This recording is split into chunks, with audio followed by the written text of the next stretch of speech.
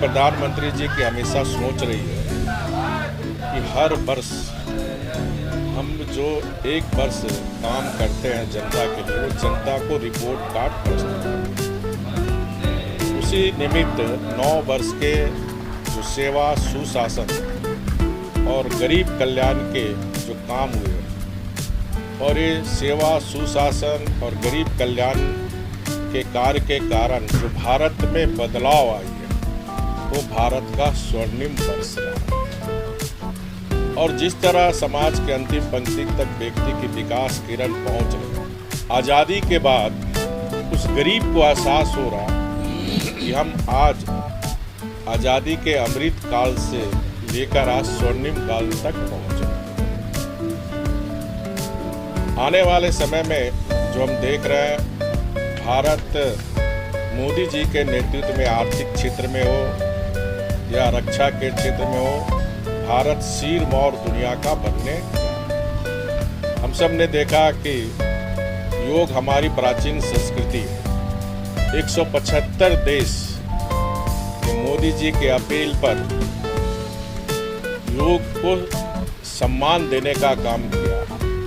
ये भारत विश्व गुरु की ओर बढ़ना जैसा महसूस कर सकता। तो मोदी जी के नेतृत्व में आने वाले समय में जिस तरह 9 वर्ष में उन्होंने सेवा सुशासन और गरीब कल्याण का काम किए, जिसके कारण भारत का डंका आज दुनिया में खड़ा है। देखिए, आज़ादी के बाद से अगर आप देखें, इस देश में कोई एक राजनीतिक पार्टी जो सांप्रदायिक है, वो कांग्रेस पार्टी सांप्रदायिक। ये पूरा देश दुनिया जानती है कि किस तरह केरला में मुस्लिम लीग, जो भारत माता के खून से रगा हुआ मुस्लिम लीग के साथ कांग्रेस पार्टी ने सरकार केरला में बनाई। इस देश का सबसे बड़ा सांप्रदायिक पार्टी कांग्रेस पार्टी। मैं 2-3 चीज कहना चाहता हूं जो देश में बहुत बड़ा परिवर्तन है कि आज़ादी के 70 साल तक जब चुनाव होता था तो सभी लोग कहीं ना कहीं गरीबों की बात करते थे, और गरीबों की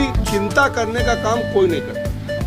अगर चिंता करने का काम किया है तो माननीय नरेंद्र मोदी जी ने किया है, और बिना किसी भेदभाव के किया है। सबका साथ सबका विकास का जो नारा था उसके चरितार्थ करते हुए किया है, और जो भी समस्या उन्होंने उठाया है उसको जड़ से समाप्त करने को टारगेट किया है। गरीब को जीवन व्यतीत करने के लिए जो आवश्यकता की चीज होती है, हर आदमी को एक मकान चाहिए, उसको भी हमने देने का काम किया। मकान में शौचालय होना चाहिए, वो भी हमने देने का काम किया। बिजली का कनेक्शन होना चाहिए, वो भी मोदी जी ने देने का काम किया। खाना बनाने के लिए गैस का सिलेंडर होना चाहिए, वो भी हमने देने का काम किया। गरीब आदमी है तो उसको मुफ्त में राशन मिलना चाहिए, वो भी हमने देने का काम किया। किसान को सहायता के रूप में 6000 रुपये का हमने मदद करने का काम किया।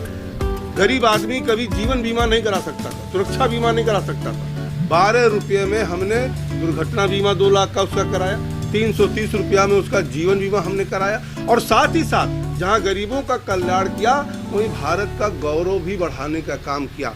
अगर आप देखें तो देश में कहीं ना कहीं शिक्षा के क्षेत्र में, स्वास्थ्य के क्षेत्र में IIT 7 IIT खुले जो बढ़कर के 23 हो गए हैं, 7 एम्स खुले जो बढ़कर के 23 हो गए हैं। और कहीं ना कहीं इसी प्रकार से अगर आप देखें कि दुनिया के पटल पे भी भारत का गौरव बढ़ाने का काम किया है। अभी माननीय मुख्यमंत्री जी ने चर्चा किया हिरोशिमा का और ऑस्ट्रेलिया का, जिस प्रकार से सम्मान वहाँ के नेताओं ने दिया है, वो केवल मोदी जी का सम्मान नहीं बढ़ा है, बल्कि जो देश में भारत का सम्मान बढ़ा। मित्रों, और मैं एक विषय और कहना चाहता हूँ, वित्त मंत्री होने के नाते 100 साल में पहली बार इतनी बड़ी त्रासदी आई थी कोविड।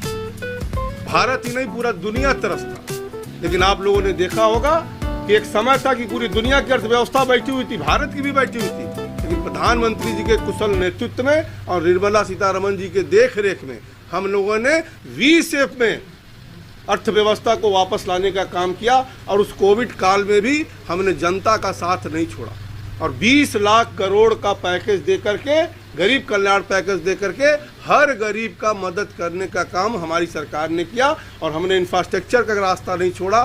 बजट के में दिक्कत होने के बावजूद भी पहले साल 5 लाख करोड़ इंफ्रास्ट्रक्चर पर दिया, दूसरे साल 7.5 लाख करोड़ इंफ्रास्ट्रक्चर पर दिया और इस साल हमने 10 लाख करोड़ इंफ्रास्ट्रक्चर पर दिया है, ताकि देश में जब तक इंफ्रास्ट्रक्चर नहीं होगा तब तक हमारा विदेशी